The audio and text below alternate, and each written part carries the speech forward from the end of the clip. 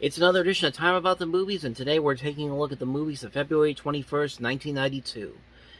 And this week in particular had some very interesting movies, in that most of the movies that we're going to talk about today all had very troubling histories behind the scenes, and some very troubling production histories, and right down to our last movie even being called Falling from Grace. But we'll get to those movies as we move along here. We got 4 movies to look at today.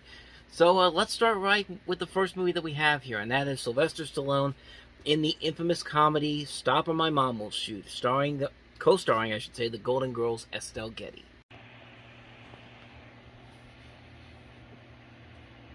What's going on? You got a jumper up there. Looks like he's going to do it. This is Leslie Parks for Channel 8 News. We've just arrived downtown at 4th and Main, where a man has gone out onto the ledge of a building, apparently despondent about his mother, and remains there still. Hey, kid. Hey, you don't tell me what to do, though. You stay right there. I'm doing it. I'm going to do it. No. I'm doing it. I'm doing it. You stay away from me. You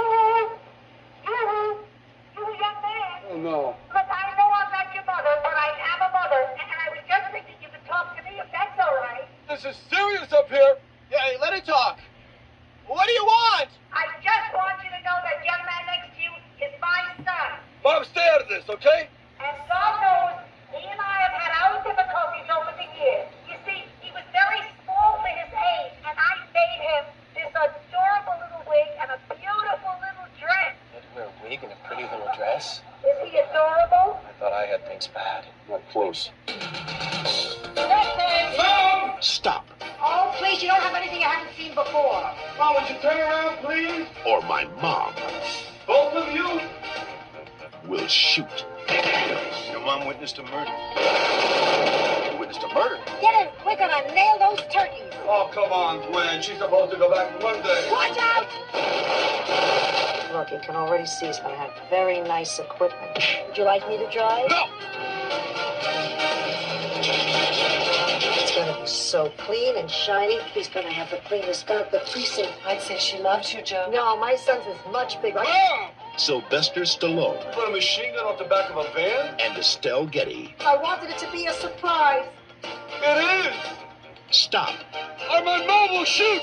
By the way, girl, Joe is still single. Officer, secure that megaphone! Excuse me, I think I'm ready to go back in now. Joe, wait to the crowd. Please, make her stop! Tell you, the guy needs help. You got a jumper up there. Looks like he's going to do it. He's a very nice boy, a little... Okay, that trailer alone should pretty much tell you that they knew that this was a bad movie. I mean, you usually say for a trailer you usually use your best material that you have. If that's the best material that they had in that movie, you knew right off the bat this was going to be a disaster. I mean, let's start with how this movie came to be. Sylvester Stallone agreed to this because there was a rumbling that Arnold Schwarzenegger was going to star in it. And later on down the road, it was revealed that Schwarzenegger confirmed the rumor, but he knew the script was really bad and had publicly faked interest in starring in it for producers to lure Sylvester Stallone. And it's important to note that both Schwarzenegger and Stallone had a rivalry going on for like 20 years between the 1970s when their career started to the 1990s when their career started to fade away.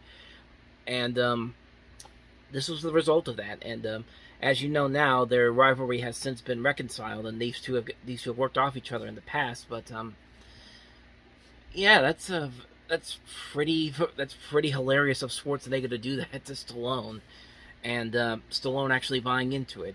I mean, he had to have looked at the script. Stallone had to have looked at the script and said, Schwarzenegger really wanted to do this. I mean, don't get me wrong. I mean, Stallone wasn't really that desperate for parts at that point, but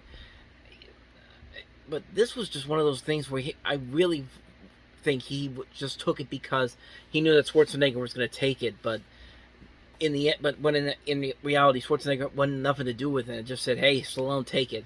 I think he did the same thing to Dwayne Johnson when he did The Tooth Fairy. I think that was another movie that Schwarzenegger was intended to star in, and then he threw that script away. And I guess Dwayne Johnson was brought in to do that movie later on down the road. But But yeah, the movie itself is really bad. Like this is the comedy that I think a lot of people looked at Oscar and thought it was going to be like. But Oscar was a much funnier movie, a much more clever movie with Stallone in it. And this is just garbage. This is just garbage on all sorts of levels. Like the comedy is bad, the writing is terrible. They waste the great Alan Silvestri on a bad score. It's a horrible movie. It's a really, really bad movie, and just on so many levels. Like, an idea like this could work if the script was actually good, but there was no way that the script that they actually shot was ever going to be good, regardless of who you got to star in it. Could have been Stallone, could have been Schwarzenegger, but either way, it wouldn't have worked on any level whatsoever. It's just, I mean, nothing more to say about this one. This is just a bad, bad movie, and everybody involved with it can agree on that front. So, yeah, that's Stopping My Mom Will Shoot. Now, let's get on ahead to the next movie that we have here, and that is Richard Donner's directorial effort, Radio Flyer.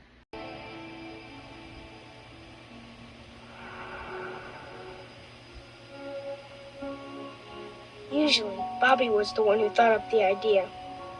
But this time, it was my turn. I'm 2 years older than him anyway. The big idea, we called it.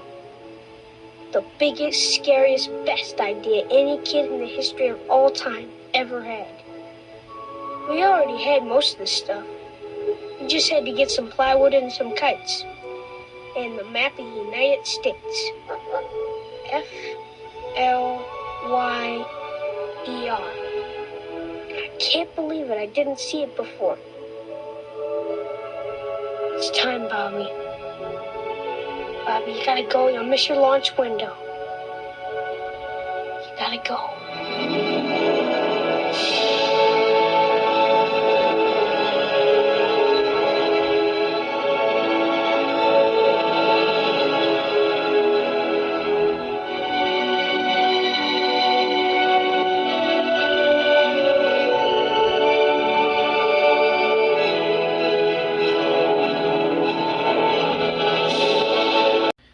Yes, play the whimsical music over this movie that's an allegory for child abuse, because holy crap, this movie is way darker than this movie lets on in those trailers. Like, the trailers make it look like this sweet, wholesome coming-of-age story about childhood and all. It's about this old guy looking back on his life as a kid, when it's clearly showing that this movie is using escapism fantasy as an excuse for to get away from child abuse. But I just can't get around that somebody actually thought that this was actually going to work as a movie. And this has been a movie that's been around for a couple of years. It actually went through various different studios, like Warner Brothers and Columbia Pictures had it at once. They had a different director at one point, David Mickey Evans, who you may know later on he would do The Sandlot, which would be a much more successful film. In fact, when the movie started, they had an entirely different cast. They had Rosanna Arquette as the mother, Tomas Arana as Jack, and Luke Edwards and James Badge Dale as the children. And they had like a budget of like $17 to $18 million, but they wanted to, the director wanted to cut expensive effect sequences. But then the dailies were gone. 10 days of filming had been completely lost. $5 million was lost on that 5 days alone. And Evans was eventually fired. Richard Donner came in to direct. And, well, not only that, the movie also, they had to recast the entire movie. They had to get rid of all these people that they had. And so they had people like Lorraine Bracco come in, which I love Lorraine Bracco. This is the third day in a row that we've talked about a bad movie with Lorraine Bracco involved. We talked about her in Medicine Man a couple days ago.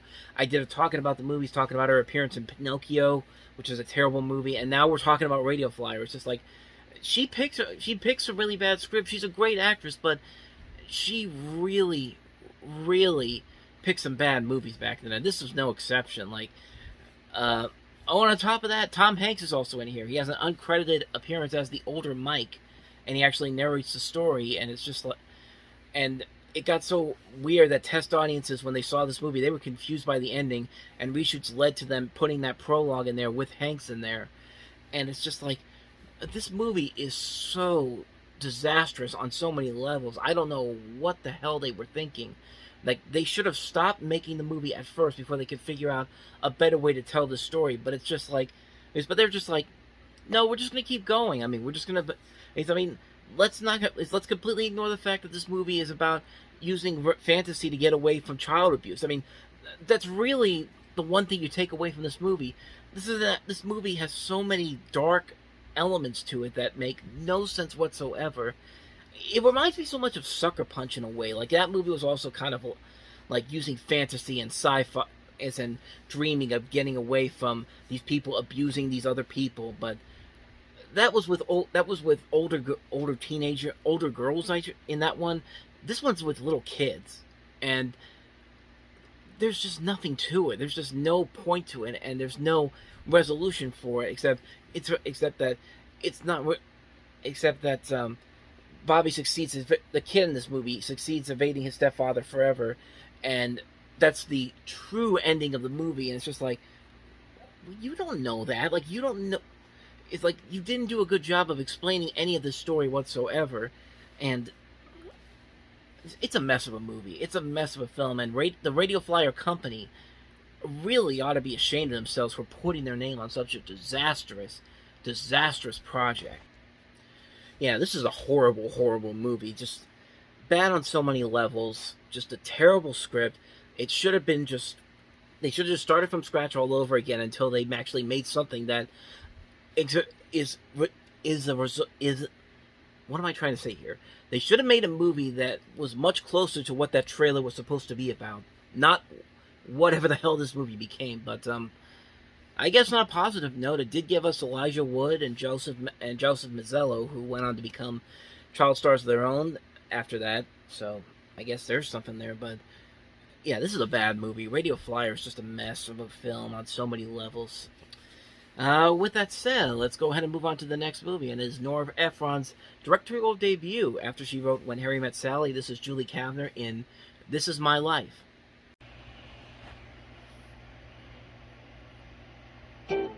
What do men really want in a woman? The number one response? Yeah. Long eyelashes. Shallow dogs. All her life, Dottie Ingalls wanted to be on stage. Let us welcome her now, Dottie Ingalls! Any stage. Joanne, are you married? Oh, dear, single but with married skin. We all know married skin is the don't worry. Thanks for coming in. Is he gonna be your agent? Someday he's going to beg to be my agent. Hello? Until the day she got the break. I have an agent. We're all very happy for you. That changed her life. Who's your agent? Arnold Moss. Arnold Moss? He eats paper. Please welcome Dottie Ingalls! He's going to be even better in L.A. Arnold Moss. Now, comics are cleaning her house. Hand over your purse. Stand-ups are babysitting. Even babies are babysitting. I wanted to stay out here a little longer than I was going to. And she's about to discover the only thing tougher than being a star Do you like this? People just come up to you and don't even knock? is being a mother. Why can't Mom be a regular mom? Mom was never a regular mom. You give kids a choice. Your mother in the next room on the verge of suicide versus your mother in Hawaii in ecstasy. They choose suicide in the next room. I'll be back in 20 years. Think of it as an adventure, girls. Don't I ever get a turn? Isn't it ever okay for me to have a life? I hate you. We're going to work this out. How? I have no idea. 20th Century Fox presents the directorial debut of Nora Ephron, the writer of When Harry Met Sally. Opal, Erica, if you're watching, it's time to go to bed now.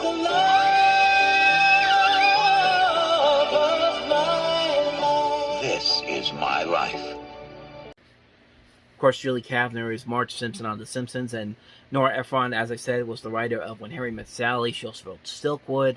Other movies she wrote include Heartburn, Cookie, My Blue Heaven.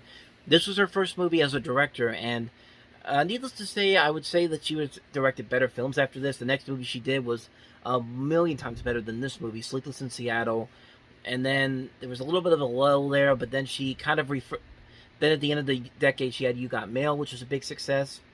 And I mean, she's had a mixed success as a director, and this movie, there is some promise to it because of the fact that it has Kavner in there as a lead, which is something that it's a rare feat for her because, I mean, she's proven she could be a really good supporting actress in movies, but as a leading actress, though, well, I'll give her this though: it's not her fault that the movie is not as good as it should be, but it just the script doesn't really do anything to really distance itself from similar movies. Like, I think a movie like Punchline with Tom Hanks and Sally Field kind of did this a little bit better.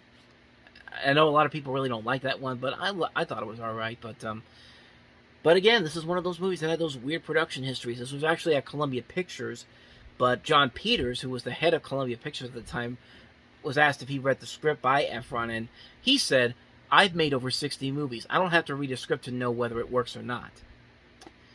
Which, yeah, you can kind of tell why this movie didn't really pan out that well, because the script really isn't anything new or exciting whatsoever. And I mean, the pieces are there. There's a great cast involved in this. You've got Kavner, as I mentioned, Samantha Mathis, Gabby Hoffman, Carrie Fisher, Dan Aykroyd's in here, Kathy and the Jimmy, and Estelle Harris is also in here. The music of Carly Simon, who also did the music for Postcards from the Edge, and of course won an Oscar for Working Girl. And then Nora Ephron, who's proven to be a decent director as well as a great writer over her career. And it just doesn't work. I mean, there's no real conflict here. There's nothing really all that exciting here. It's just kind of a bland movie. And really, that's probably the best way to describe this movie. It's pretty bland. The pieces are definitely there for something maybe good, but there's just nothing there. It's a movie that you instantly forget about the minute it's over. And it's not something you really want to rush out and see again, which is a shame because, like I said, the pieces are definitely there for something incredible, but it just doesn't work overall. It's a movie that's mostly forgettable, and it's a shame, too, because of the talent involved here. So, this is my life, not much of a good movie. So, let's go ahead and move on to the last movie, and that is John Mellencamp starring in Falling from Grace.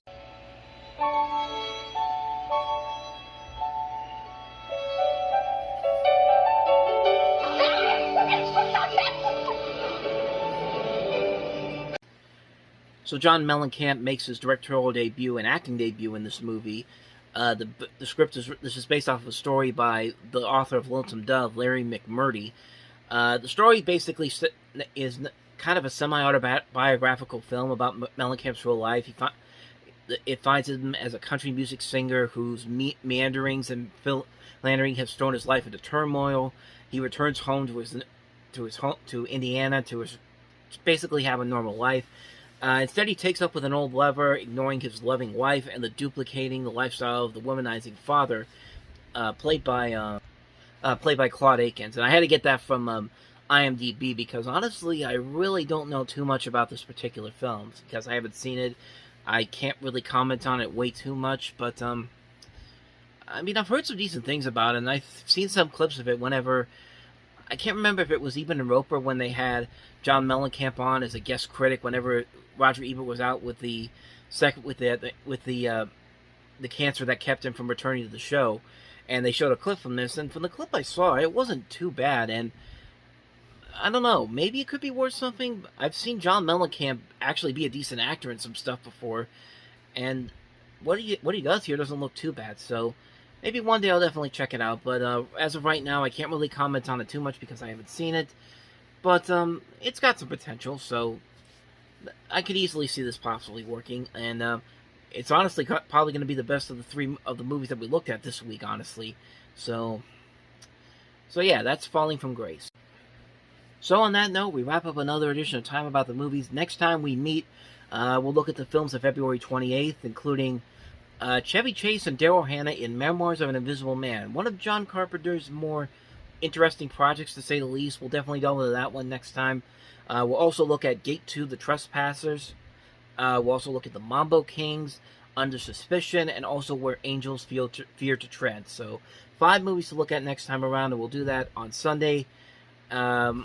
as I mentioned before, I did a talking about the movies episode yesterday, talking about the new movie Pinocchio. If you want to go check that out, I'll put a link to the corner right here so you can go check that out. You might be surprised on what I have to say about it, but other than that, we have a new movie stop tomorrow. I'm actually going to be going to the Tennessee Pitt Panther game tomorrow, so I'll get a lot of footage there.